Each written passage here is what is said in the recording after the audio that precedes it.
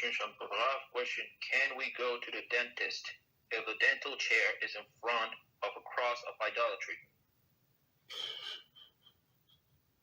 That's very interesting. I think that there's no problem.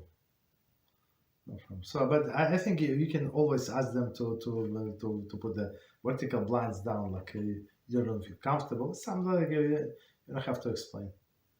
They're usually very accommodating. These doctors, I mean, they do not care.